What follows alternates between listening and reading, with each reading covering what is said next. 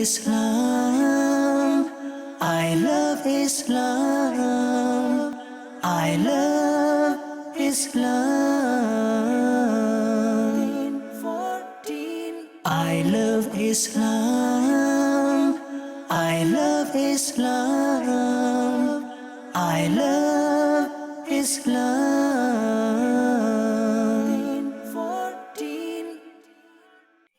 Alhamdulillahi Rabbil Alameen. Wassalatu wassalamu ala Sayyidil Mursaleen. Amma ba'd, a'udhu billahi minash shaitanir rajim. Bismillahir Rahmanir Rahim. As-salatu wassalamu alayka ya Rasulullah. Salatu wassalamu alayka ya Rasulullah. Wa ala alika wa ashabika ya Habiballah. Wa ala alika wa ashabika ya Habiballah. As-salatu wassalamu alayka ya Nabiyallah. Salatu wassalamu alayka ya Nabiyallah. Wa ala alika wa ashabika ya Nurallah. Wa ala alika wa ashabika ya Nurallah. MashaAllah. Viewers of Madani Channel, welcome to the weekly program, I Love Islam. Before we begin, we're going to give you a blessing of reciting Durood Pak upon the Prophet of Allah sallallahu ta'ala alayhi wa sallam. The Prophet of Allah sallallahu ta'ala alayhi wa sallam is reported to have said that the one who recites salat upon me 10 times in the morning and 10 times in the evening, he will be granted my intercession on the day of judgment. Allah Akbar. So easy, isn't it? 10 times Durood Pak in the morning, 10 times in the evening, and the Prophet of Allah sallallahu ta'ala alayhi wa sallam, the mercy to all the worlds, will intercede for us on the day of judgment. With us in the studio, mashallah, we have Brother Tawfiq. He's arrived here as well, mashallah. He's a regular here every week. I'm not very regular, but he's regular, alhamdulillah. And hopefully we're going to learn something from Brother Tawfiq as well. But let's go to the first segment. I believe the first segment is the quiz of the day. I love Islam. I love Islam. I love Islam. 14. And the question is, which prophet, alayhi salatu wasalam, heard the sound of an ant from 3 miles away? Which prophet of Allah heard the sound of an ant from 3 miles away? Is that an easy question? Is it a hard question? I don't know. We'll find out soon, won't we? We're now going to go to the next segment. The next segment of the day is My Islam. I love Islam. I love Islam. I love Islam. 14. Assalamu alaikum wa rahmatullahi wa barakatuh. Wa alaikum assalam wa rahmatullahi. How are you, Brother Tawfiq, bhai? Alhamdulillah, I'm fine. Topic of the day. The topic of the day is an interesting one. The rights of animals in Islam. Now, a lot of people will be watching this program and thinking, do animals have any rights? Subhanallah. Yeah, it's a question. A lot of people were thinking, well, you know, we're talking about equal rights for men and women, but you're saying now that animals have rights? Yeah. Do animals have any rights in Islam? Subhanallah, this is one of the beauty of Islam, that animals look after and have care for the animals as well. And in the Quran... Did our viewers know that? Did our viewers know that? The animals have rights in Islam. And inshallah, Uncle Tawfiq's going to explain this one. Go on, Uncle Tawfiq. I'm all ears. Whenever we look at the Quran, and we see there are so many incidents and events that are mentioned in the Quran which mention different birds, different animals, ants. And if you look at, I'll give you a few examples, yeah. Sayyidina Nuh alayhi salatu wasalam. What's the famous story you know about Nuh alayhi salam? Oh, the ark. The ark, the huge ark that Nuh alayhi salatu wasalam built. And in that ark, there was 3 portions. Yeah, you could say basement or middle floor or top floor, whatever you want to call it. There were 3 parts. And in the bottom part, in the ocean, you know what was inside it? Wild animals. Allahu Akbar. There were so many animals. And Prophet Nuh alayhi salatu wasalam gathered male and female, like you could say, one kind of each animal species. It got a pair. Yeah, and paired together. Okay. And different type of animals were put there, and the healthy ones, the beautiful ones, and whatever category that was, the filtering that was done. But Nuh alayhi wasalam did all that and put all them wild animals, the animals that live in the jungles, them type of animals that people normally fear from, they were actually in the bottom portion of the ark. And then the middle ark, that also had animals. And them animals were more, you could say, more human friendly. Okay. Pet type. Okay. Like in here we have cats, what people keep in pets, yeah. But in back home, those who live in have a village life, they will have goats, they'll have cows, camels, them type of animals. Farm animals, yeah. Okay. So the second floor was of them. Okay. And guess what? In the third floor, there were human beings, there were 80 Muslims, who were believers of Prophet Nuh alayhi salatu wasalam, but also in that floor, there were animals. Allah. There were birds. Allah. Yeah? And this ark, this ship of Nuh alayhi salatu wasalam was huge. Yeah, subhanAllah, some ulama have written that the length of this ark was around 300 yards. Allahu Akbar. Yeah, that's probably 2 or 3 streets long. Yeah. Yeah, it's huge. And 300 yards. I'm Yes. just trying to picture 300 yards. That's huge. it's really high, long. And then the width. I'm just trying to picture from where we are. Yeah. But basically, mashallah, we're on the grounds of Fizana Madinah here in Bradford, and this is a 6.9 acre site. Alhamdulillah, many buildings on this particular site. But I'm just trying to think, probably 300 yards would be out of Fizana Madinah, the site, and to the bottom of the road. Yes, yeah, that's about. Allahu Akbar. And that's how long it was. Allahu Akbar. And then the width, the scholars have written, it was 50 yards long. Allah. The width. The width. Allah. And the height was around 30 yards high. Allahu Yeah? Akbar. And it was huge. Yeah. Well, because our topic is about animals, yeah, in the ark there were animals as well. Allahu Akbar. You mentioned yes. Because if you look at the concept of this ark, why did Prophet Nuh alayhi salatu wasalam build this ark? It was because Prophet Nuh alayhi salatu wasalam spent 950 years of preaching and inviting people towards the truth. And in that whole period of 950 years, only 80 people accepted Islam, accepted the faith. And the rest of people not just rejected the message, but also they were so arrogant and so rude, and they were being so disrespectful to Prophet Nuh alayhi salatu wasalam. So a time came that Prophet Nuh alayhi salatu wasalam,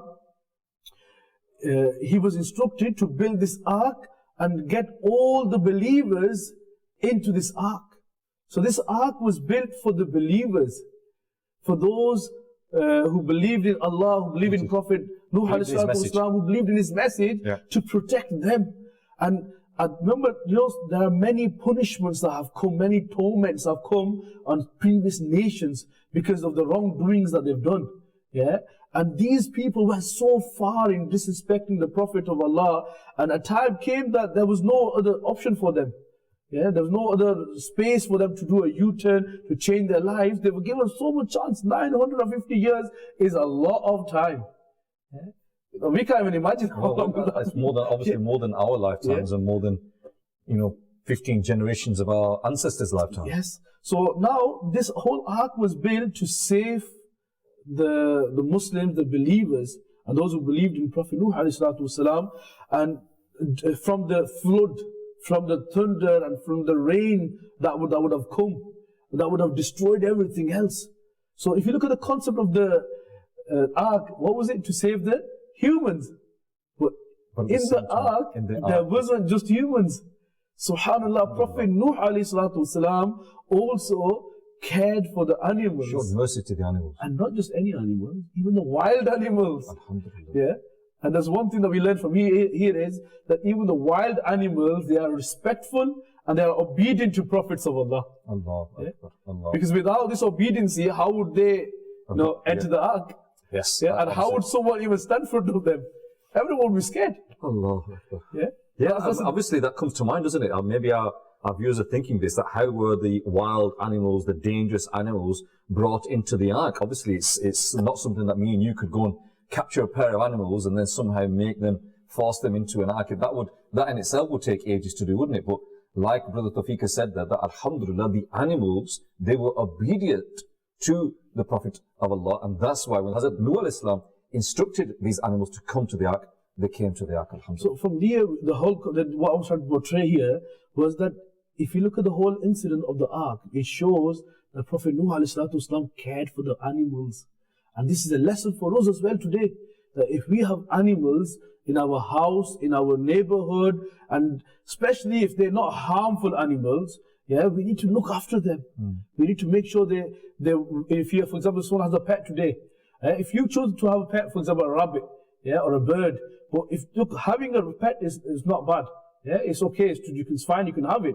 But you have to look after it now. Yes. Now it becomes your responsibility. It's like you got another family member, if you want to call it. Yeah, it's your responsibility, because that animal is not going to say, "Uncle, please give me some milk. I want to drink something." It's like a small child. They totally depend on you. Yeah. You have to frequently give the food to them. If someone had a goat in his house, then he's instructed, if he has to, show grass or some leaves to him even 70 times a day. Yeah, this is Islam. Islam teaches us to be nice and kind. Even you think the animal doesn't want food, you should still give it. You should offer it. Yeah, if it doesn't eat, if it's full, it won't eat. Yeah, but if it eats, that means it's hungry. Yeah, because animals have a different pattern of eating. Yeah, compared to us. Now we can have in the early morning. We can have a breakfast. Food as well, Tawfiq, but I think when you see a lot of people that have animals, they might put the food there, but they forget like water. Yeah, and they forget shelter. They forget all of these things. I saw a beautiful video today. And I think it was from Pakistan. And you know, for our viewers, that a reri, do you know what a reri is? You know, horse and... Okay, yeah. The horse and the back. Yeah, it's got a cupboard at the back. So basically, you have a horse and carriage, but these are flatbed ones, so they're carrying stuff on them. And it was a mule at the front. And it started pouring down in rain, blistering rain. And the owner, he gathered a big plastic sheet. Before he even covered himself, he gathered a big plastic sheet and he put it over the mule to protect the mule from the rain. And only when he was confident that the mule was protected from the rain, then did he go and get a cloak and cover himself. And I thought, that is beautiful. You know, showing the mercy to the animal, caring for the animal, looking out for them. Because like Uncle Tawfiq has told us, and it's true, that Islam forbids us to be not only to be cruel to animals, yeah, this is forbidden in Islam, but at the same time it is our responsibility to take care of animals, take care of anything basically that is under your responsibility. If under your responsibility is your family, your children, then it's your responsibility to take care of them. If, like Uncle Tawfiq says, you bring these animals into your family, you bring these animals into your ownership, then they become your responsibility. And it's your responsibility to ensure that you take care for them. And, you know, like, I don't think you mentioned this, but on the day of judgment, you will be questioned about your responsibility, be it to your spouse, be it to your children, or be it to any animals that are in your care. So it's a serious issue. You know, there are so many examples from the Quran. SubhanAllah, one beautiful incident which many people have heard of is the story of Prophet Sulaiman alayhi salatu wasalam. Prophet Sulaiman is that individual, that personality who had rulership, who had kingship of the whole world. And he could speak the languages of the birds, the insects, the animals and everything. Yeah, and he was aware of them. And he could even the wind used to give signals and news of what's happening out there. And there's a story that I really wanted to share today, because you've asked that question. And I'm gonna try to not go into it. I was going to say, I thought I'll wait about 5 minutes, I'll wait about 10 minutes, and I'll say that if you're struggling with the question, then Uncle Tawfiq gave you a hint about 10 minutes ago, but you kind of like, I don't know what to say now. Subhanallah. But Uncle Tawfiq has given you the biggest hint that I don't think Uncle Rafaq could ever give you a hint to the answer of the question in the same way that Uncle Tawfiq has just given you. So, the question of the day is, which prophet heard the sound of ants from 3 miles away? And I think Uncle Tawfiq there's the questions on the screen. I think Uncle Tawfiq's given you a very, very, very big clue. Now, if you struggle with this one, then I think we've got problems. Subhanallah. Go on, Uncle Tawfiq, mate, you go on. But in that story though, okay, tell us the story. Without mentioning the name of the prophet, alayhi salatu wasalam, but if you look at this, that this particular prophet, he heard the sound of the animal, of the ant, 3 miles away. And what was the queen ant saying to the rest of the army of ants? The queen ant was saying, Namla is the word used, Namlatun, which means the female ant. And that ant was talking to the rest of the whole army of ants, saying that Prophet Sulaiman alayhi salam, and with all his army, and in that army there's animals as well, by the way. Yeah, it wasn't only humans. So they were on the way as well. Yeah, they were on the way as well. And if you look at it, even the technical team are like, what's going on here? What's going on? You're giving the answers away. What are you doing the same? So anyway, go on. Like they say, it is what it is. Yeah? It is what it is. How many times have I heard that? But because in that incident, there's an important message that I want to give. In fact, no, I know the topic is in the middle now, but that was actually my first topic that I wanted to start off with. Subhanallah. I'm thinking, you know what, we should really maybe abandon that question. But I mean, a lot of people have sent in the answers. Have they? Yes. And I think, are they getting it right? I think to their credit, I think they sent in the answer before our discussion. Your discussion started, yeah? So I'm hoping that we'll see. We won't mention the name of the Prophet ﷺ at the moment, but if you look at the concept though, what actually happened, that's important regarding the animal welfare, yeah, the rights of animals, because that animal was concerned that there's a huge army of humans, including this particular Prophet. They were on the way, and now the animal thought that accidentally they might step over us, they might crush us, and that's dangerous. So the animal was telling all the rest of the army of ants to go, run away to your homes, go away. And guess what happened? This Prophet of Allah Ta'ala, he heard the sound, he became aware what the ant was talking about, and he posed the whole army.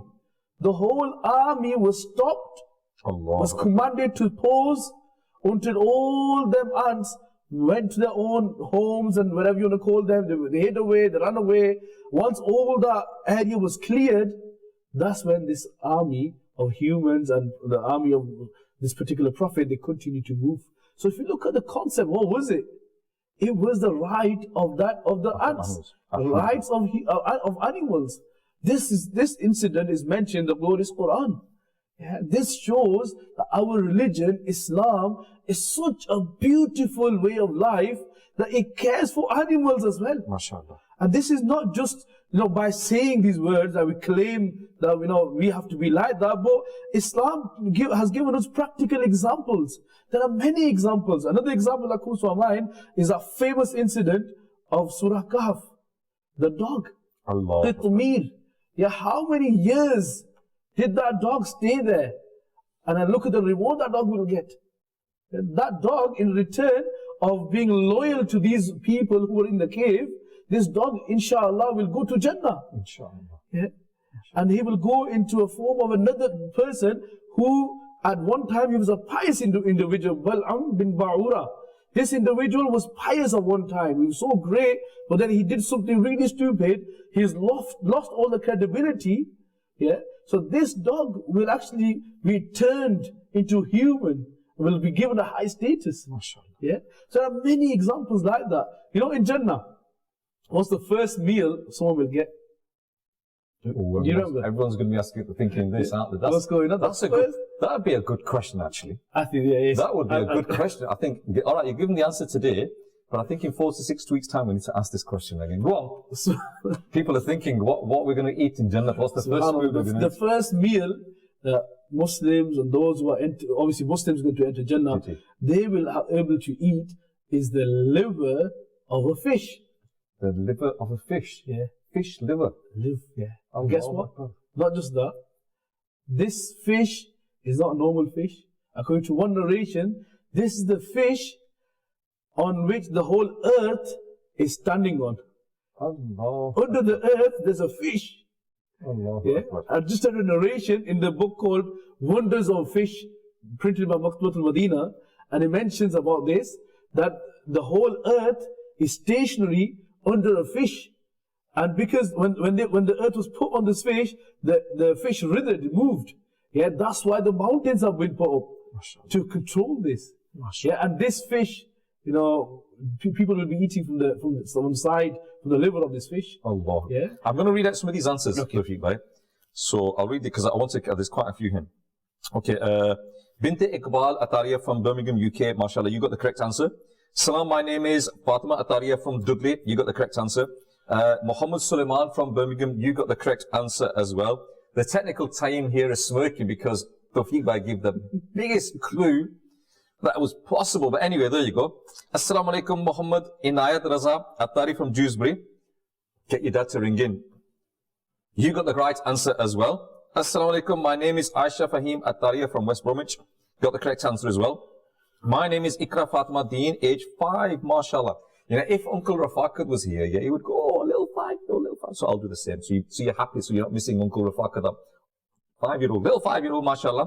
From Tinsley, Sheffield, we have been watching your program together as a family, and the answer to today's quiz is correct, mashallah. Assalamu alaikum, Hafsa, age 11, from Oldham, from your hometown. The answer is, mashallah, you got it correct as well. Assalamu alaikum, Grandad, my name is Sabrina Sadiq.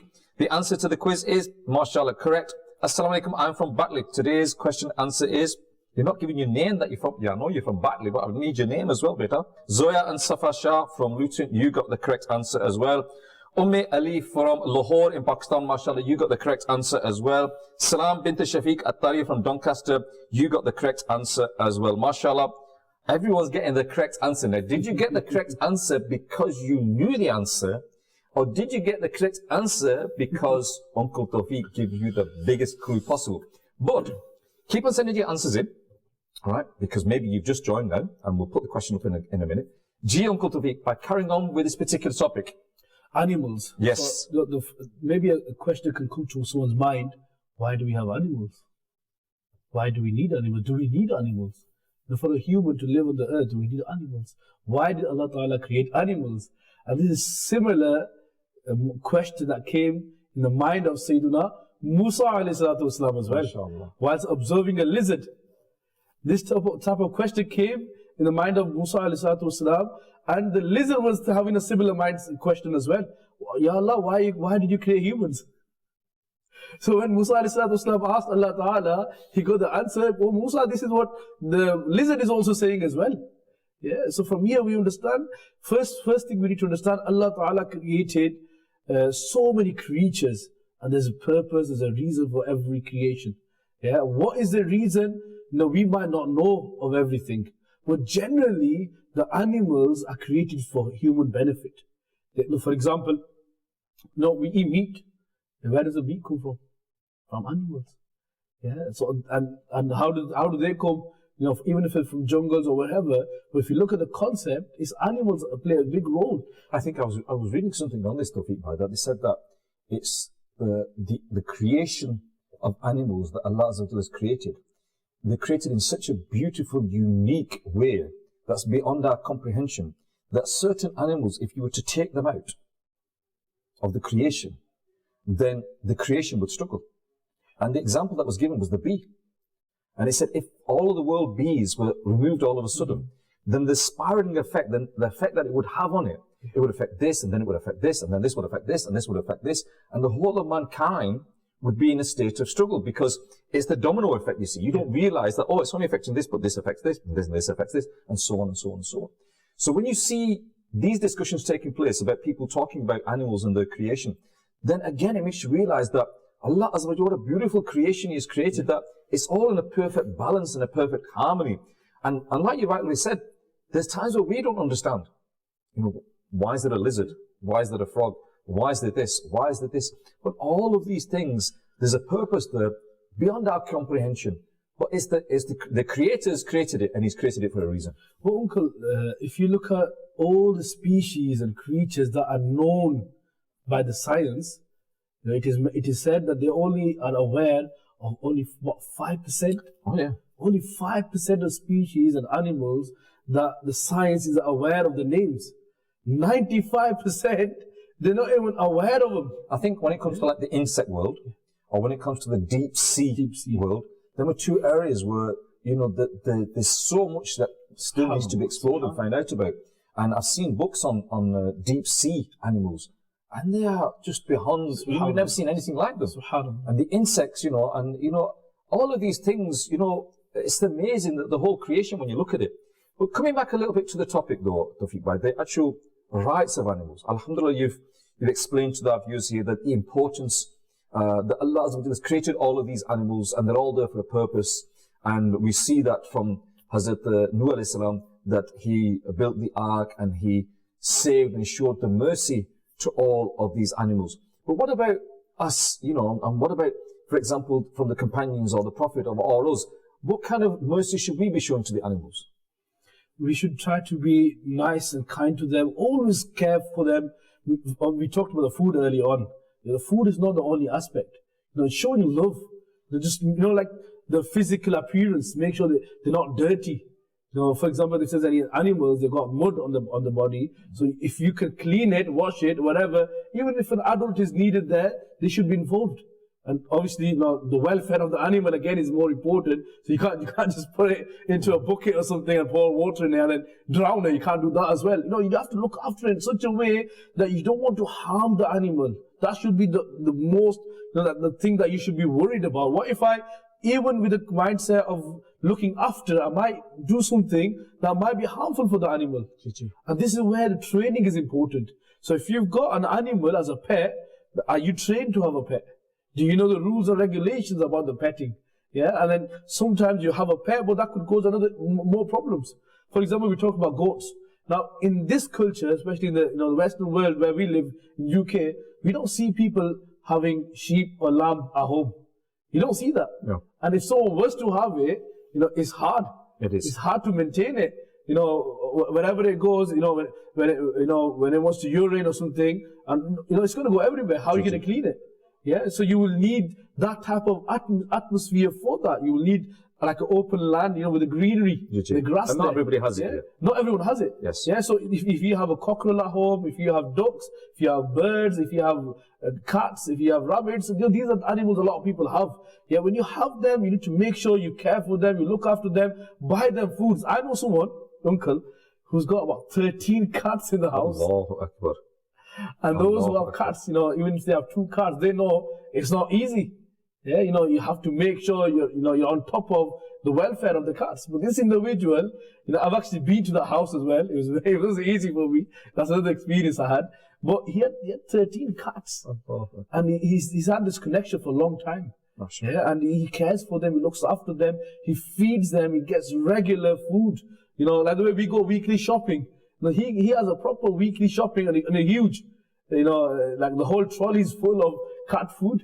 And a lot of people have this affiliation. But one thing we need to keep in mind, if you have animals that you are looking after, 2 things that I've observed. One, there's no doubt you should look after these animals, be nice and kind to them. But at the same time, if it's salah time, if it's Quran time, if it's learning knowledge time, then you have to make sure you do them as well.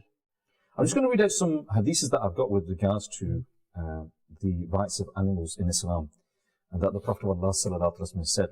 In one hadith, the Prophet of Allah sallallahu alaihi wasallam is reported to have said that whoever is merciful even to a sparrow, Allah Azza wa Jalla will be merciful to him on the day of judgment. Subhanallah. In another one, the Prophet of Allah sallallahu alaihi wasallam is reported to have said that a good deed done to an animal is a good deed done to a human being, whilst an act of cruelty to an animal is as bad as a cruelty to a human being. So if you are cruel to animals and you think to yourself, well, I can never be this cruel to a human being, by you being cruel to an animal, it's as bad as being cruelty to a human being as well. Here, some kids have a habit of throwing things at animals. Throwing things and stones and things at animals, yes. Yeah. And this is something that we need to make sure we're careful. We shouldn't be teasing animals. They don't do anything to you. Well, this is, again, they need to understand that it is cruelty. And if you understand that being cruel to a human being is a sin, then the Prophet of Allah sallallahu alaihi wasallam is saying that when you're cruel to an animal, it's the same. So obviously it's a sin being cruel to an animal. In another hadith, the Prophet of Allah sallallahu alaihi wasallam once passed by a camel that was so emaciated that its back had almost reached its stomach. And he said to the people there, fear Allah in these beasts who cannot speak. Yeah? You should fear Allah that if you are being cruel to an animal, you're not feeding an animal, you're not looking after an animal, then you need to fear Allah. Because why? Because you're going to be held accountable for that. In another incident, it said that a group of companions was once traveling with the Prophet of Allah sallallahu alaihi wasallam, and when he left them for a while, during his absence, they saw a bird with its 2 young, and they took the young ones from the nest. The mother bird was circling above in the air, beating its wings in grief. And when the Prophet of Allah sallallahu alaihi wasallam came back, he said, who has hurt the feelings of this bird by taking out its young? Return them to her. Allah. So this mental cruelty of animals is forbidden as well. And on that topic, maybe you don't see it here, but I think Uncle Tawfiq will have seen it, that when you go to Pakistan, or you go to the Indian subcontinent, or you go around the Muslim world where they sacrifice animals, the Islamic instruction is that when you sacrifice an animal, do not sacrifice the animal in front of another animal. Yeah. And the reason for that is that you're putting fear in the animal. And even, like you said, that these animals are there for our food, the goats, the chickens, the cows, or whatever it is. But before you sacrifice them, before you sacrifice them, you give them water, you calm them down, you comfort them and everything. And also you make sure that no other animal. Why? Because you're showing mercy to the other animals. Imagine, seeing someone else being killed. Even us seeing an animal being killed, it affects our heart. But imagine being that animal, or that animal that's been with that animal for a while, the potential fear that could have. So Islam teaches us that if you sacrifice an animal, make sure another animal is watching as well. In another hadith, the Prophet of Allah sallallahu alaihi wasallam says, do not use the backs of your animals as chairs. Allah has made them subject to you so that you can reach places that you would not otherwise be able to reach except with great fatigue. So don't overburden your animals. All right, in this country, we're not using animals to carry goods, but in some places, even in this country, people are using them, for rides or, sitting on the back of horses. And you see people are going to, places and they get on a pony or they get on the horse and they'll get 2 or 3 people on the horse. Why? Because the horse owner said, oh, it's this fee for this horse. So, let's get as many people on the horse as possible. And you're overburdening the animal. Again, that is forbidden in Islam. And Muslims who choose, as Uncle Tawfiq Bhai said earlier on, who take a responsibility or look after pets, they have a responsibility. It is related from Abdullah ibn Umar that the Prophet of Allah sallallahu alaihi wasallam has said, a woman was once punished after death because of a cat which she had kept confined until it died. And because of this, she entered into the fire. She had neither given it food or drink while confining it, nor had she let it free to eat the creatures of the earth. So you will be held accountable on the day of judgment for any cruelty that you give to the animals. Another area that we've not mentioned as well is where people use animals for sport. And in Islam, we are forbidden to, hunting for the sake of hunting. I've killed 1, killed 2, killed. This is forbidden in Islam. Yes, if you're hunting for food, then that's another thing.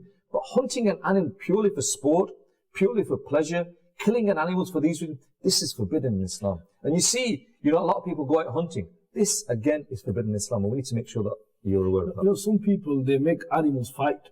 Allah. It could be 2 goats, or it could be 2 snakes, it could be 2 dogs, cockroaches, 2 dogs, chickens, 2 dogs. Whatever it is, people make them fight. I know. Sometimes, there's so many videos available on social media, and you think, what are these guys doing? You can see animals, beating the weaker one, and there's blood flowing, and they don't have no mercy. They're just watching it. You know what they're doing? The worst thing is they're making a video as well, rather than helping, rather than stopping.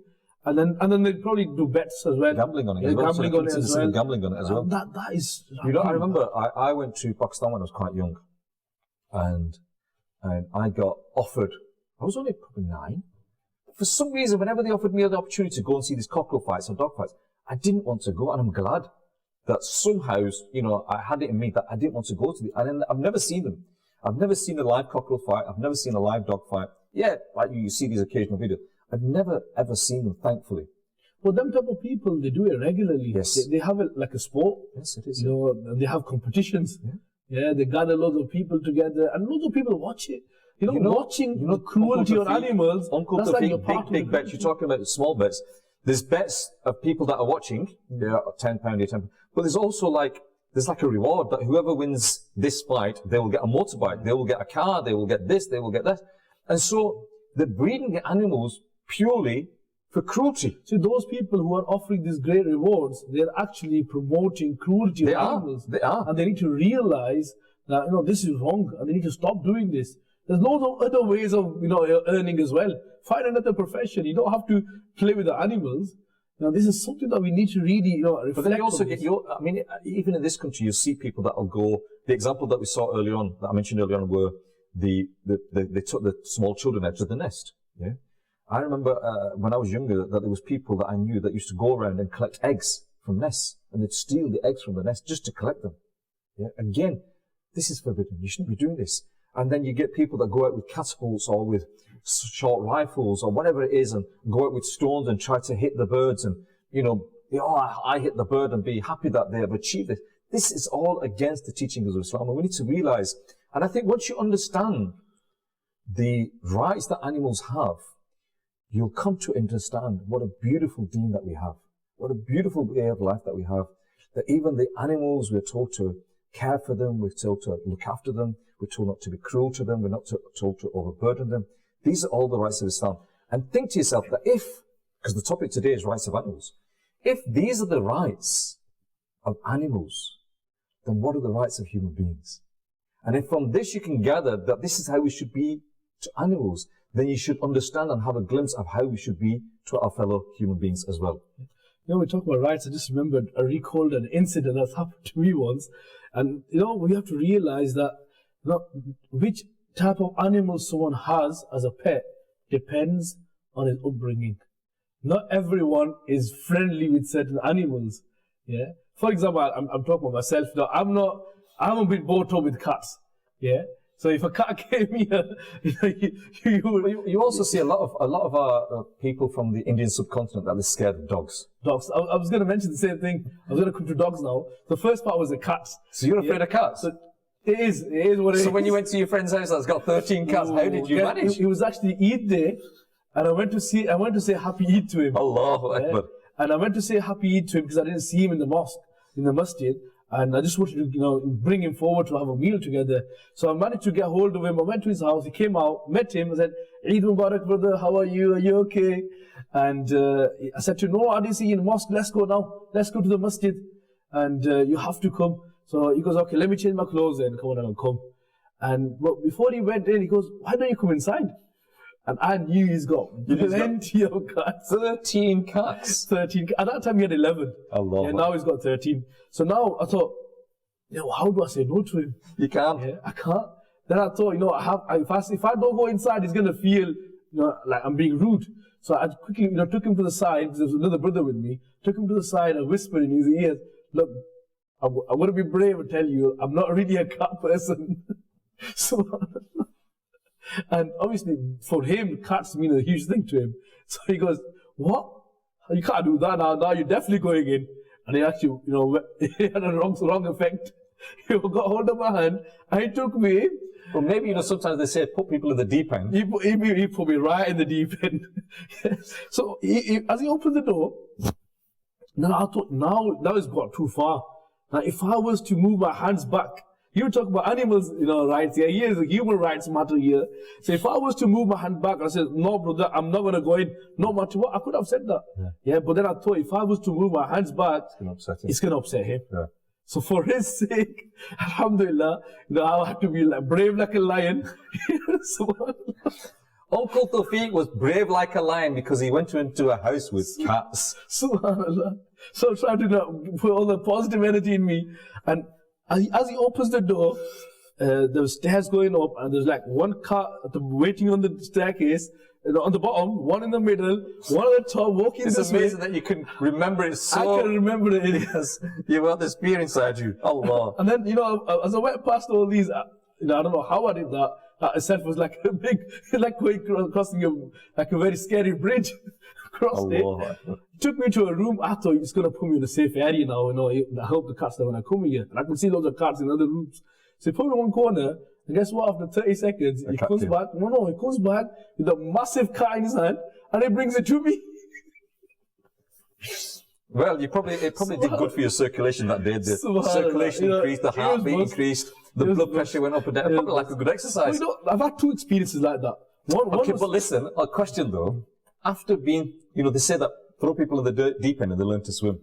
Throwing you in the deep end with 13 cats and a big cat that was put on your lap, are you still afraid of cats? To be honest, I'm still not that, you know, connected with cats. Connected is one thing, but fear. Maybe I still have it. You still have it? Yeah, I still have it. I'm not saying that I hate cats. I'm not saying that. Cats are, you know, the creation of Allah Ta'ala. But what I'm trying to portray here, that everyone is different. And it depends on how you've been nurtured. I'll give you an example, yeah. In this culture where we live in, what I've realized, those who love cats, a number of people who love cats, they're really, you know, obsessed with cats, they don't like dogs. Mm. And those who love dogs, they don't like cats. Yeah. It's because how they've been brought up. Yeah. Yeah, that has an impact. Yeah. Similarly, dates is a beautiful sunnah of the Prophet ﷺ, but to some people, they might not eat dates. Yeah. As long as they don't say anything bad about the dates, if they don't eat, that's their choice. Yeah. So what happened once, the actual story was something else I was going to share, is the dog one. Yeah. I know someone who, he was a revert, a new Muslim brother, and he used to walk past this particular road every single day, and people used to give him salam. Assalamu alaikum, how are you, brother? And sometimes when they used to see him, if they were on the other side of the road, by looking at him, they would come towards him, cross the road, meet him, and give salam to him. And he was so happy. He was over the moon that, these people are so nice and kind to me. Yeah. And one day, he was walking out with a dog on the street, and he saw the same type of people who were coming this way. When they saw him with a dog, they turned the other side. Yeah, they crossed the road, and he felt that they didn't give salam to me. They were rude to me because I had a dog in my hand. Yeah, and now after this incident happened, half an hour later possibly, he came to see me in one of the Fizan in Medina. And I was down at Sami Center, and we had a class for that brother. So I was waiting for him around the table to sit down with him to have a class to learn the Quran. And whilst I'm waiting for him, he comes in and he was furious. He was so angry. He said, Brother Tawfiq, listen, forget the class, we need to sort this out. I thought, what happened here? I was trying to calm him down. Please, calm down, calm down. What happened? Tell me what happened first. Come on, tell me. When he opened up, he told me the story. Yeah. He said, why, just because I had a dog with me, why are people, why did they go against me, and why did they cross the road and this and that? Then I explained to him, look, it's a cultural thing. Them people have not been brought up with a dog. Yeah. Yeah, and we have to, in Islam as well, for security reasons, someone can keep a dog. Yeah. However, we need to realize people have different upbringings. I'll give you an example. If you ask me for a pet, some people are comfortable around camels, some people are comfortable around horses and donkeys and goats and sheep and buffaloes and cows. I personally love goats. That's something I was brought up with. I was born in Pakistan. Achha. Yeah, and when I was up to 7-year-old, alhamdulillah, I used to go feed them. I remember I had my own axe, this small little axe. Yeah, I used to go climb the trees. Yeah, bringing some old stories here. But I used to climb the tree, going really far, a good 5-10 minutes away from home, climbing up a tree, and with the little axe that I had my size, I used to break the branches and then load them here, and walk them all the way and feed the animals. When I was a young child in Pakistan, my family there had horses, and I got very close to horses. Yeah. And I have a connection now. Whenever I see a horse, it reminds me of them times, especially if it's a nice horse. Yeah. So yeah, it depends on how you the cows. When I was like that much, yeah. Even that age. Uncle Rafaq, is that right? Is that the right size for Uncle Tawfiq? Alhamdulillah, I used to take my, the bulls, animal cows, from our house. I used to take them to the jungle. Yeah, at that young age, it was a noble thing at that time. Alhamdulillah, I've had that experience and it's good memories. I love it. Mashallah. Yeah, but what I'm trying to portray here today is that look, everyone is different. And if someone is not comfortable with a certain animal, that doesn't mean that they hate that animal, they don't like it, and they're being rude to you. No. We have to take consideration of others' feelings as well. Yeah, you might love a certain animal, and if someone doesn't have that same viewpoint, that doesn't mean they're bad. They're wrong. They're wrong. So we have to be careful with the animals' rights. We have to be careful with the human rights as well. I know people, and I met one individual. He had a cat for some weeks in his house, and I observed him during that period, and he was so caring. He loved the cats. He made sure he woke up so early in the morning to give the milk to the cat, and throughout these 6 weeks or so, he was a total different individual.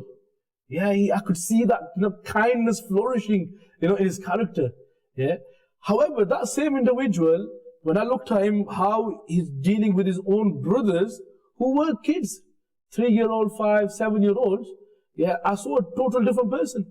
He was so arrogant, so screaming at them, shouting at them, like regular routine. I never seen that love towards them. Then later on, I actually mentioned to him, and he actually realized. I said to him, look, that the way when you see a car, look what happens to you. You become a different individual. When you see your own brothers, just imagine their cats. I actually said that to him. Yeah, just imagine their cats and start loving them. You need to be nice to them as well.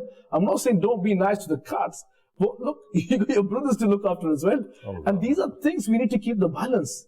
Yeah, sometimes being nice to one doesn't mean you totally neglect the rest. And as a human being, you know, we have to be careful, especially those who have pets at home. You know, you have to keep the right balance. And this is something that, you know, we need to be considerate of the rest of the family members as well. You know, for example, a cockerel came. Oh, you forgot, you weren't here. In Ramadan, we had I shared it here as well. We had a cockerel that came to our house. I thought you were going to say cockerel that came to the studio then. I'm thinking, eh? We had a cockerel that turned up to our house, and guess what happened? It was a nice experience, this. During the day, we saw a cockerel, you know, in the back, outside the backyard, in the back alleyway. And my nephews were climbing the back door, the back gate, and they're looking somewhere for like a good half an hour. I thought, what are they doing? And when I came outside, it was actually a cockerel, and he was making so much noise, and he was on different gardens. And we thought, you know, these kids were like trying to, you know, make the same sound to bring it close. But what happened as a coincidence, that same night, this cockerel basically was lost. And that same night, so after 4 or 5 hours, I was making my way to the local masjid for Isha prayer. Isha prayer for Tarawih Salah. I was on my way, and I saw this cockerel, and it was on top of a big bin. And it was quite big in size. And so I said that reminded me of, you know, being brave. It was that type of experience. So now you're being brave as a lion. A lion again. A cockerel now. Yeah, no, come on, eat it. Wow, Akbar. So that what happened. This cockerel was on top of a bin, you know, the large bin that people have in their homes. It was on the street, and I'm in rush now, getting ready, possibly first week in Tarawih, and I was heading my way to the masjid. I saw this. Now, because I recall that this has been here for the last 4 or 5 hours, now a local area, and it's still here. Now, it was a bit cold in the night, and I felt that maybe there's no one looking after this. He's probably lost, he doesn't know where to go. And then I took like a few steps back. I thought, hold on, what do I do now? I need to go to Tarawih, what do I do? And I couldn't decide. My nephew was with me as well, and I thought, you know what, there's not much time to think. Somehow, let me go, you know, see if I can pick it up. So I went. Allah. So the Lion of Oldham went and picked up a cockerel. Subhanallah. Yeah, I went close to it, and I managed to stroke it. As I stroked, I realized it didn't move. And what does that show? That showed that it wanted someone to accept. Well. Yeah, it wanted someone to hold on. It wanted someone to look after it. And that made me more feel like, no, I need to somehow do something. Yeah, so I had no other choice. So what I did, somehow again, being brave, as a lion, yeah, Uncle Tawfiq, you know, rounding his hands on a cockerel. So alhamdulillah, I managed to pick it up somehow. You know, I managed to pick it up tightly with the legs, controlling the legs, went all the way, took him back to my house, and in the backyard we had a shed. I put it in there, and we got some food as well, some bread or whatever, some seeds. I think it was bread, small pieces of bread or something. We put him there, and left him there. Then we went to read Tarawih, came back to check up on him again, etc. But what happened in the morning? I was planning that in the morning I'm going to try to find out where it belongs to, or you know, we'll see what we can do. We need to obviously look after it. But when I woke up in the morning, it was gone. The reason it was gone because it was making too much noise for the neighbors, and it didn't let the neighbors go to sleep. And the neighbors they knocked on my door, and there was a big. I was thinking, you know, they should have at least asked me. Well, these are things that, you know, we have to, you know, again, you know, sometimes, you know, you might not be comfortable with something, but if there's an animal that needs help, you know, that's where you need to show you're a human being. Yeah, you come forward and treat them, love them, kind, be nice to them. At the same time, if there's an animal which is harmful, which is danger for you, especially danger for your life, you can protect yourself. Do whatever you need to do to protect yourself. These are things we have to do as well. Yeah, so we need to make sure you protect yourself. Don't just, you know, for example, it's a snake. Now, if a snake is a snake that has a poison, venom inside it, then you know, obviously it's not good for you. You shouldn't be right next to it. So you need to make sure that whatever protection you should do, you need to do it. Anyway, channel, we've got the question of the day. I don't know if we can have the question of the day on the screen whilst I read out. We've only got 3 or 4 answers here, so we'll quickly read these out. Salam, Grandad Khalid. The answer to the question is, I'm sorry, you got it wrong. After that clue as well. After that clue as well. My name is Afsa Hussain from Southend-on-Sea. I love your program. But you didn't get the clue that Uncle Tawfiq gave, so please try again. Unfortunately, Beta, you got the answer wrong, but have another go. Salam, my name is Safraz, and the answer is yes, you got it, but you didn't tell us where you're from. Salam, the answer to the question is, and from Samir Javed, age 9, in Hales Owen in Birmingham. And thank you for my present. We have missed the program, so you got your present as well, MashaAllah. We're now going to go to our next segment because time, once again, is getting the better of us. We don't realize time flies when you're enjoying yourself, and we're enjoying ourselves here. I don't know about you lot. We're enjoying ourselves because today I heard about the story of the brave Uncle Tawfiq. Brave as a lion, yeah? The things that the brave lion of Oldham has done today has amazed me. And I hope that we can all be as brave as Uncle Tawfiq. Right, we're going to go to the next segment of the day. I've been told that the next segment of the day is Favors of Allah. I love Islam. I love Islam. I love Islam. 14. And the favor of Allah that we're going to talk about very briefly today is clothes, clothing. What a great favor Allah has bestowed upon us, that all of the things, you know, we talked about earlier about animals, having all of the different animals and they're there to serve us or to serve humankind. But imagine if there was nothing there to cover ourselves with. If there was no sheep, if there was no cotton, if there was no all of these polyesters and all of these things that have been created so that we can cover us. So all of these are a blessing upon us. And Allah, we need to be thankful for this. And I'm just going to read out the ayat of the Quran before we go to Uncle Tawfiq with regards to this. Allah Azza wa Jalla says, and I'll give you the translation, O children of Adam, we have bestowed upon you clothing to conceal what should be concealed and as a fine endowment, and the garment of the righteousness that is the best garment.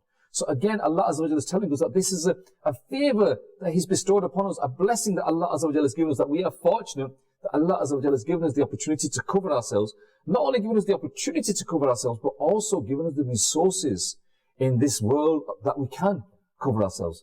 Do you Uncle Tawfiq? What if the humans didn't have clothes? What difference would it be from the animals? Allah. It would have been the same thing. But Allah Ta'ala, gave the honor, by blessing us the clothes. He's honored us. He's given us great status. We are different from the animals. This is another reason why, humans are the best of the creation. They have been blessed with intellect, with the knowledge. At the same time, they have been given the clothes. And the concept of clothing is to be modest. There's certain part of the body that should be covered all the time. And this is what is the difference between a human and not a human, from human and animal. And this is something that we need to realize, as a human being.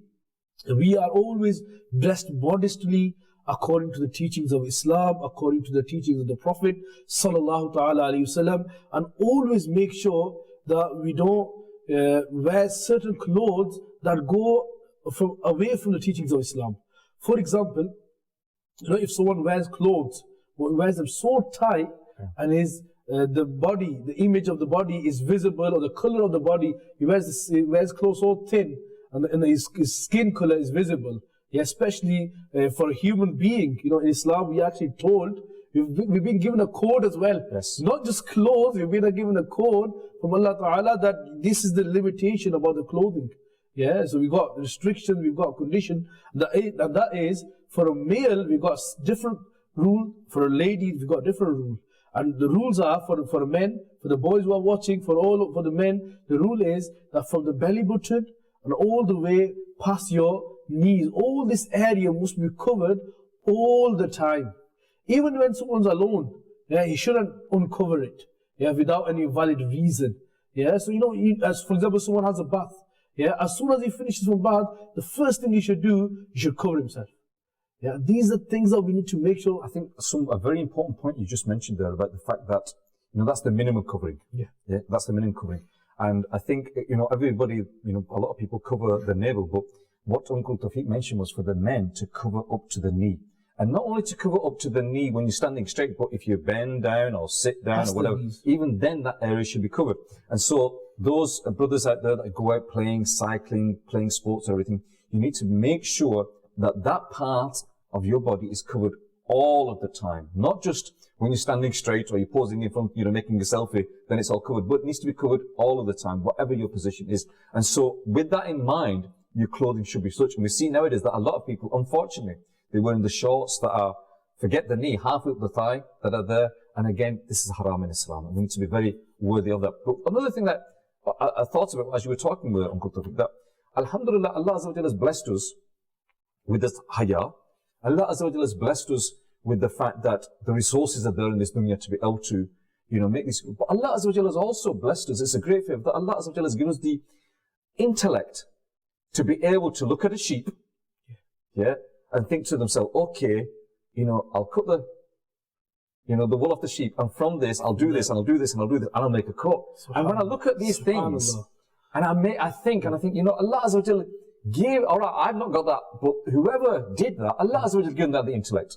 Imagine just seeing an animal with a load of hair on and thinking, oh, you know what, I'll cut that off.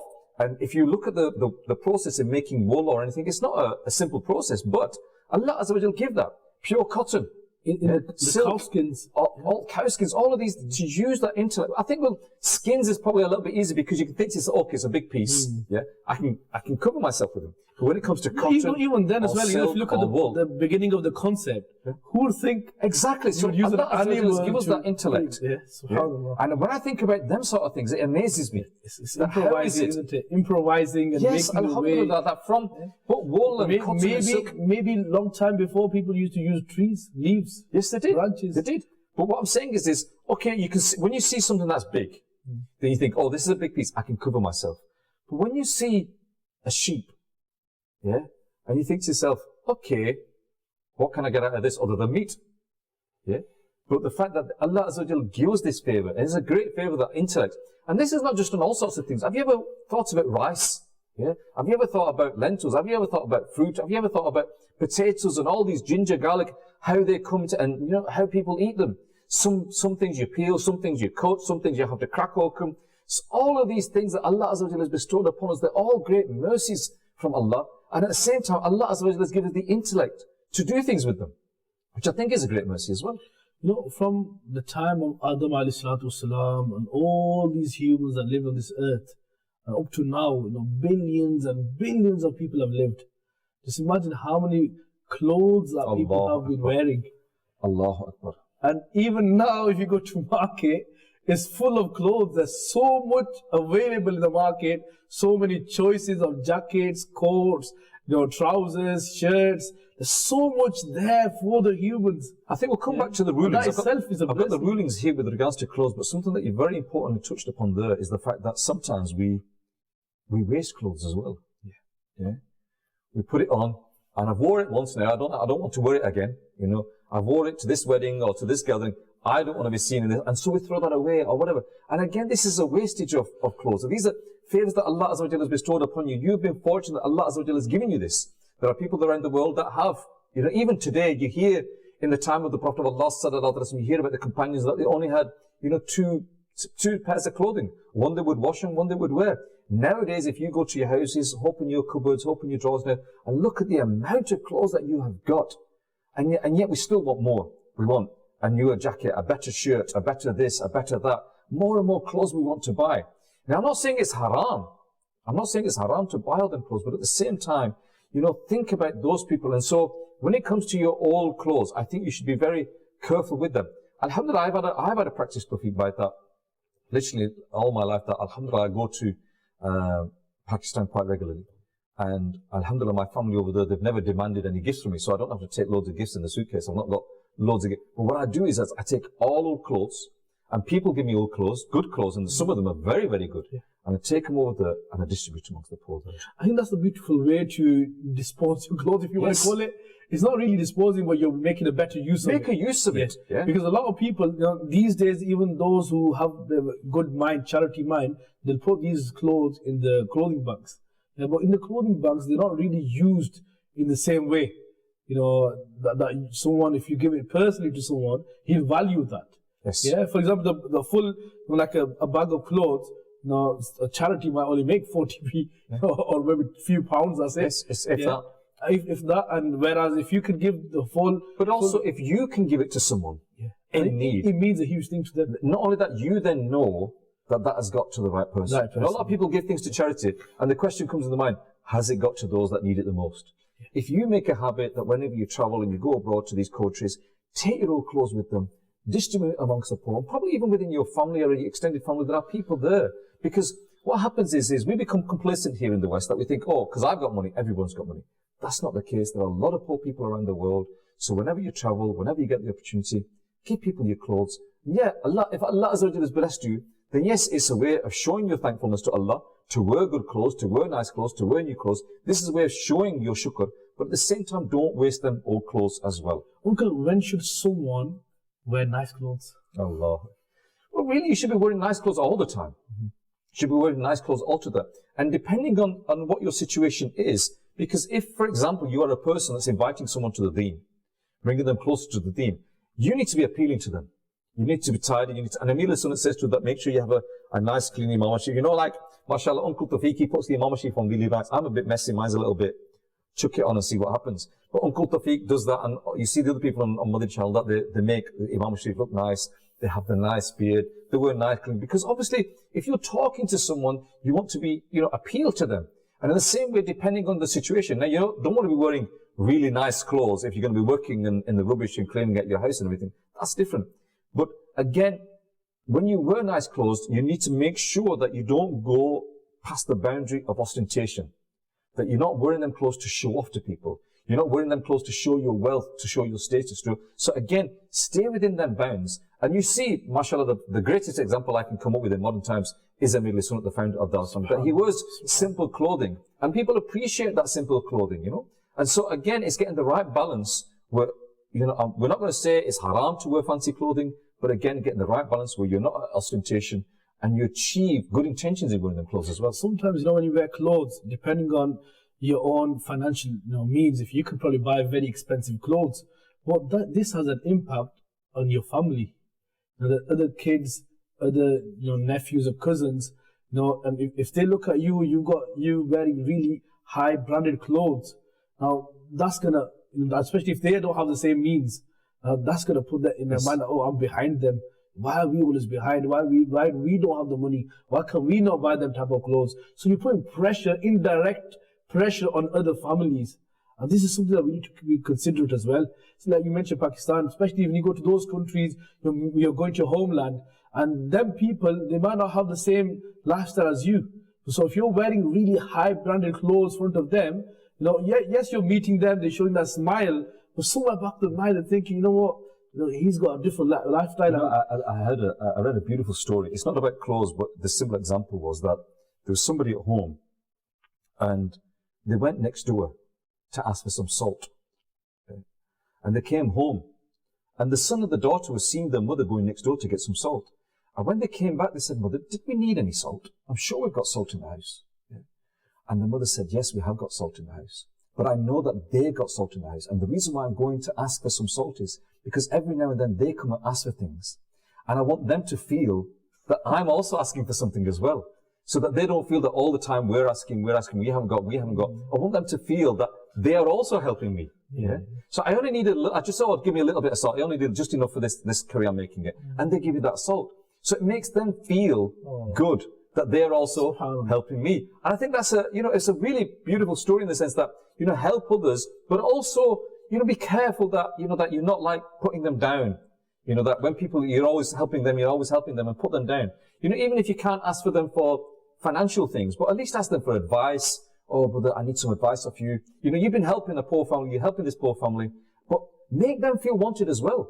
And I think what happens is sometimes we help people, but when we're helping people, we're putting them down as well. Yeah. Be it in their clothes, be it in what we were. So again, when we help people, be careful that we're not, putting them down, and help them in such a way that they don't feel it. Yeah. Help them in such a way that they don't feel that, we are putting them down. Help them in such a way that they feel happy as well. Because again, putting sadness in the heart of a Muslim, putting happiness in the heart of a Muslim, putting happiness is a very important thing, and putting sadness is also can be a form of sin as well. Well, Uncle, you probably have experienced many examples where people, because they don't have new clothing on the day of Eid, they won't go out. Allah. They won't leave their homes because they don't have new clothes. It's peer pressure. That's what it is, isn't it? I think that's the big problem, isn't it? Peer pressure is a huge pressure. It's a massive issue. And I think as you get older, that peer pressure, I say as you get older, it becomes less. It carries on, doesn't it? I was just going to say it gets less, but it doesn't. That peer pressure is there all the time. Be it, clothes, or be it a car, be it a house, be it whatever it is, there's that peer pressure there. And I think it's hard to raise yourself above that peer pressure. But it's something that we need to raise ourselves above, especially in certain aspects, because it's okay having peer pressure when it comes to things that are jaiz, that are halal.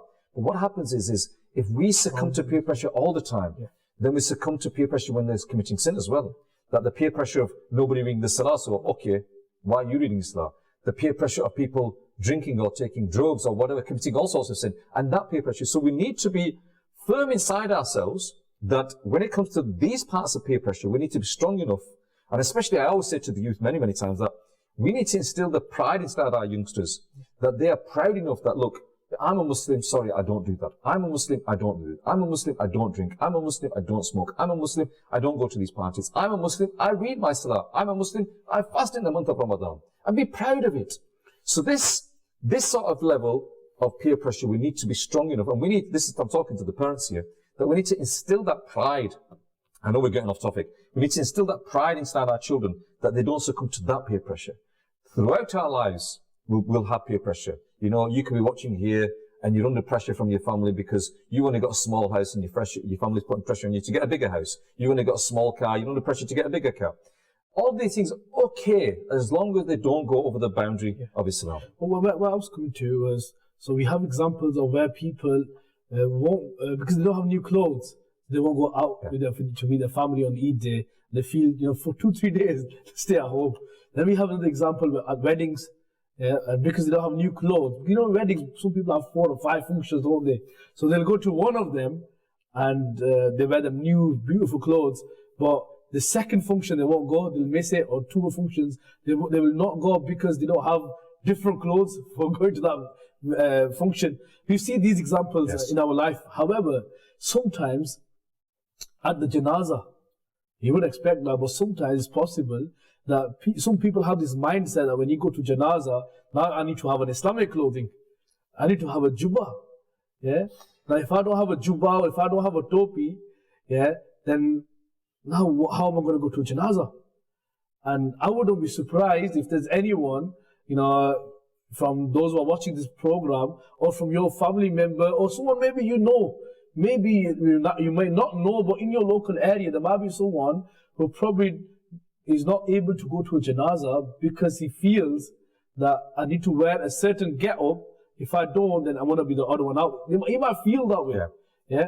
And this is where we need to draw the line. As you mentioned earlier, we have to draw the line that if something, this culture, this peer pressure, whatever it is, if it's coming in the way of your duties, of your responsibilities, then you have to brush them aside. You have to take your priorities into consideration. Janazah, the funeral, the burial is more important. You need to be there, especially if it's your loved one, if it's your family member. And these are things we need to come out of. I think, you need to be very careful that you don't succumb to peer pressure on that. Time's getting against us. I'm just going to read out some of the rulings with regards to covering. We're talking about clothing. And we know that it's a blessing from Allah Azza wa Jal. Uncle Tawfiq mentioned earlier on, but I'm just going to quickly read this. When it comes to women, clothing must be loose so the shape of the body is not seen, thick enough so that it is not see-through, should not resemble the clothing of men, should not be ostentation, i.e. showing off and should not be perfumed when around unrelated men, i.e. non-Arabs. For men, again, very, very important. A lot of people think that, all of the rulings are for women. What about men? There's no rulings for men. Yes, there are. And we need to be very careful about it. And Uncle Tawfiq mentioned specifically the rulings for men. He didn't talk about the rulings for women because nowadays the rulings for men are the ones that are broken the most, unfortunately. Well, unfortunately in both cases, yes. But he mentioned for the brothers. For men, clothing must conceal whatever is between the navel and the knee all the time, must be loose and not see-through so that the private areas remain concealed by loose, not tight garments. All garments must be above the ankle bone, should not resemble the clothing of women.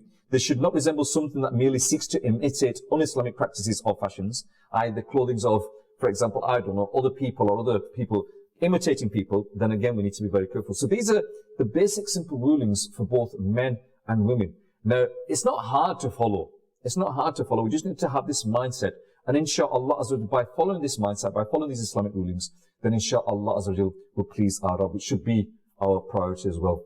We're going to go on to have you got something important to say? Final thing, I missed out earlier. I could see from the corner of my eye that he wanted to say something before I go into my next segment. Remember, before I asked you a question, when should you wear nice clothes? Yes. There's one individual who is known as Imam Azam, the great Imam Abu Hanifa, rahmatullahi ta'ala alayhi. He had a special, very expensive garment, clothes prepared that he used to wear during the salah. Allah. Yeah, he had a special clothes that he used to wear, the expensive clothes at that time. Allah. And this is called making preparations and honoring this great duty and responsibility of salah. Because why do we wear nice clothes? Generally we wear nice clothes because we go to meet someone. If it's an interview, if it's a job, if it's we're going to a market, it's generally you're going to see people, aren't you? Depending on what type of level the individuals you're going to meet, you have that type of preparation. But salah, you're meeting your Rabb. The example comes to mind, Tawfiq Bhai, and I think our viewers will ask yourself this question. If you are reading Fajr at home, at 6, 7 o'clock in the morning, or you're reading Fajr in the mosque, what is your clothing? Is it the same? That is a question we need to ask ourselves. We'll probably get up, we've got our pajamas on, we've got a t-shirt on, we'll read our namaz and get back into bed. But if you go into the masjid, would you wear the same clothes? You should be wearing the same clothes, really. That you go to the masjid, that you go, because the action is the same. Like Uncle Tawfiq says, you're in front of your Rabb. Sometimes though, you have to not do that as well. Yeah, so whatever clothes you have to carry on with them. That's because of the timing. Obviously, that's different. If that salah time is about to end, yes, and someone is doing all the makeup, whatever you want to call it, he's making sure he's ironing his clothes, and if he does all this, and the salah time would finish, in that scenario, you can't do that. Just got a few answers here. I'll read them out quickly before we go to the next section. Salam bint Shafiq Atari from Doncaster, UK. I love the Prophet of Allah sallallahu alaihi wasallam's kindness and generosity. I think today's program we talked about the kindness of the Prophet of Allah sallallahu alaihi wasallam when it came to animals as well. And in previous programs we've talked about the generosity of the Prophet of Allah sallallahu alaihi wasallam. Jazakallah for that answer.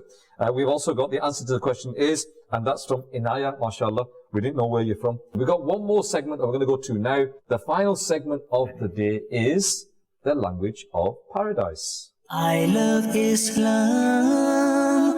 I love Islam. I love Islam. 14. Gee, Uncle Tawfiq Bhai, what dua are we going to learn today? In this segment, we'll normally learn the dua from the Quran. And the reason we learn this dua is so that we can memorize them, and also so they can practice in their daily life as well, inshallah. Today's dua is from Spara 18, Surah Mu'minun, and verse number 29. And it's a beautiful dua. Rabbi anzilni munzalam mubarakan wa anta khayrul munzilin. You can say there's a lot of z sound there. Okay, so don't let that come in the way. Make sure you stick to it properly. I don't know this one, inshallah. So let's start to learn it, inshallah. I probably won't learn it today, but I'll learn it after. You're giving go before starting. No, for me, I think it's a long dua. It's an easy dua. Is it an easy dua? Okay, let's do it, inshallah. Come on. Okay, go on. Rabbi anzilni. Rabbi anzilni. Rabbi anzilni. Rabbi anzilni. Rabbi anzilni. Rabbi anzilni. Munzalam. Rabbi anzilni. I need to put on my glasses for this. Rabbi anzilni. Rabbi anzilni. Munzalam. Mubarakan. Wa anta. Khayrul munzilin. We're going to learn this in two parts. Okay. First part is Rabbi anzilni munzalam mubarakan. That's the first part. Then we'll go to the next part. Okay. So Rabbi anzilni munzalam mubarakan. Rabbi anzilni munzalam mubarakan. One more time. Rabbi anzilni munzalam mubarakan. Wa anta khayrul munzilin. Wa anta khayrul munzilin. Wa anta khayrul munzilin. Let's do it once more, the whole dua now. Okay. Rabbi anzilni. Rabbi anzilni. Munzalam. Mubarakan. Wa anta. Khayrul munzilin. MashaAllah. We've got a few answer calls here. So can we have the 2 calls that we've got which have got the, well, I'm hoping it's the correct answer. Let's see the 2 answer calls, please. My name is Fatima Hassan Ataria. I am from London. The answer of today's quiz is Hazrat Sulaiman alayhi salam. My name is Muhammad Faizan. The Prophet who heard the conversation of ants' name is Prophet Sulaiman alayhi salam. MashaAllah, MashaAllah, MashaAllah. Both of you, MashaAllah, got the correct answer. So the correct answer to the question. Can we have the question on the screen again, please, if possible? Can we have the question on the screen again, please? There's the question on the screen, and the answer to the question is, Uncle Tawfiq Bhai gave many, many clues. What's the answer to the question, Uncle Tawfiq Bhai? The answer to the question is Prophet Sulaiman alayhi salam. He gives so many clues to this one, so I think we all got that, inshallah. But MashaAllah, those of you that got the correct answer, may Allah Azza wa Jalla reward you. The few people that didn't get the correct answer, inshallah, don't worry, you can keep on trying every week, inshallah. Time is against us. We're coming to the end of the program. Today we talked about the fact that the rights of the animals in Islam. We also heard today how brave Uncle Tawfiq is, the lion of all them, how he overcame his fears and met the cats and also met the cockerel. And also we talked about the blessings of clothes and the favor that Allah Azza wa Jalla has bestowed upon us. We also had the dua at the end. Please try and learn these duas, try and act upon these duas, inshaAllah Azza wa Jalla, and hopefully we can continue this. You've been watching I Love Islam on Madani Channel. Keep watching Madani Channel. Sallu ala al-Habib, sallallahu ta'ala ala Muhammad, sallallahu alayhi wa sallam. I love Islam. I love Islam. I love Islam. I love Islam. I love Islam. I love Islam.